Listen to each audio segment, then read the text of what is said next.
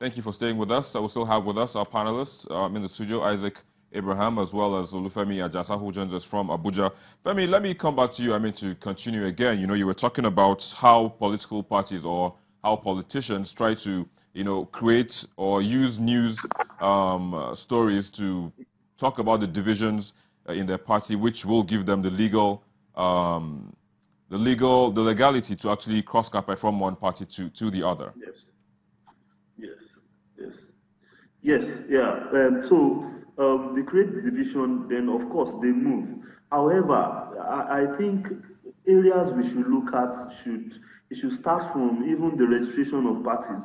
You know, most of these parties we really do not know what they stand for. We've seen the All Progressives Congress, progress to become Democrats. We've seen, those in the People's Democratic Party, of course, follow on democratic ways to become progressive. You know, this movement, it's really bad for Nigeria, and there's nothing to celebrate. Of course, when the news comes, Nigerians are always jubilating, expecting a change from nowhere. And if you look at it well, those who defected in 2015 are those who are still defecting in 2018. So there is really no gains coming for Nigeria. So as it is, we have so many, because if you're talking about so many political parties, as it is, we have so many people who have shown interest in running for the office of president.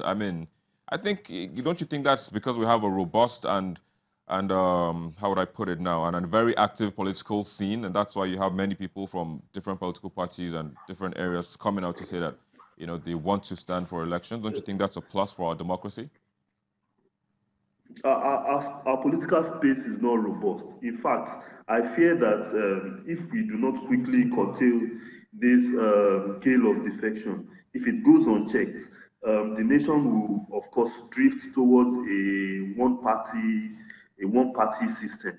And the reason why I'm saying this is it is appearing to politicians that they're just like, it's like we are running a government of the few, oligarchy of some sort. Like there's a certain party where things can happen, and if it doesn't happen in party A, it only happens in party B. And this is really bad. Fine, we know we have bad leaders. It's even bad because what we are doing right now. That's Femi, that's subjective. Okay. Saying we have bad leaders is subjective. A lot of people would not agree with you on that. I don't agree. Okay, so that's the common.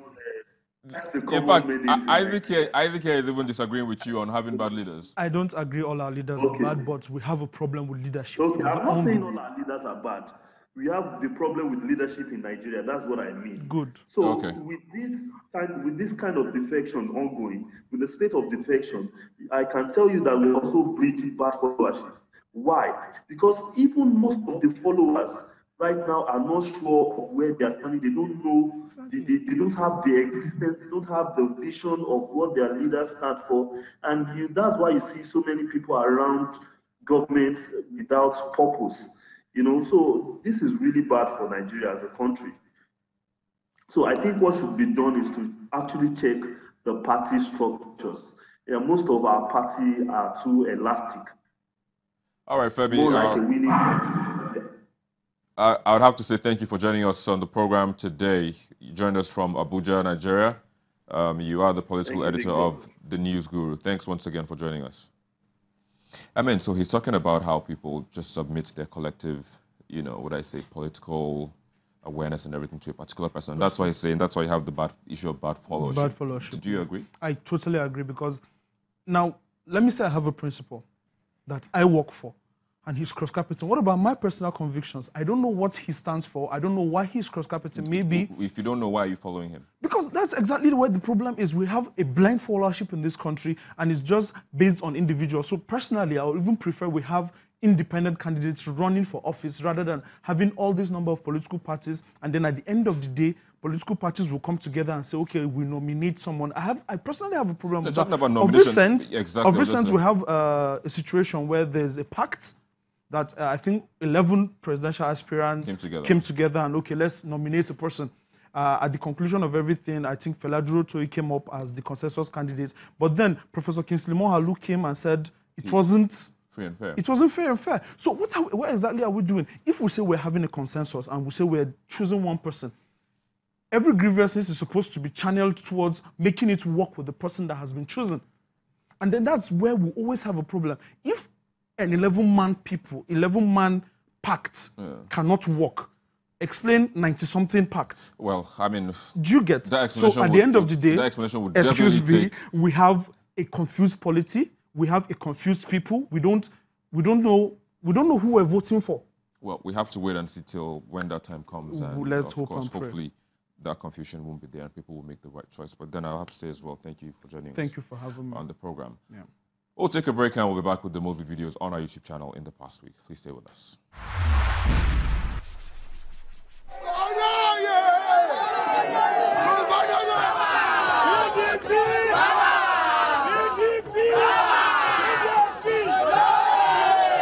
We begin this week's most viewed videos with that of residents in Kwara State dancing on the streets after the Senate President announced his defection from the APC to the PDP. It is followed by that of the Oyo State government maintaining that they have no issues with Fresh FM Ibadan after its officials demolished the radio station's office. Oyo State government has a problem with music house. Whether it's a canteen there, whether it's a whatever there, that structure will still be wrong. It has nothing to do with Fresh FM. Whatever they are doing in that place, that structure will still be out of place. Will still have contravened the law. So it doesn't have anything to do with Fresh FM. In third place is the presidential spokesperson Femi Adesina, saying only the guilty get cold shivers down their spine when the president speaks about his anti-corruption war. Talking of jailing thieves, it's only thieves and potential thieves that need to worry about that statement. If you are a thief, yes, you have every cause to worry. If you're a potential thief, you have every cause to worry. Because now in Nigeria, there was a time stealing was not corruption, but stealing is corruption today. And if you are caught in corruption, you will answer. Therefore, they have every cause to worry. Asiwaju Bola Ahmed Tinubu at a point in time was at the receiving end of some certain unsavory development within the APC fold. And a member of the PDP lambasting national leader of the APC, Bola Tinubu, over his comments on the defection of Tambuwal and Saraki to the PDP, comes in second. Now, if Saraki has also shown disaffection by the same administration, it means that it's something that's supposed to be shared.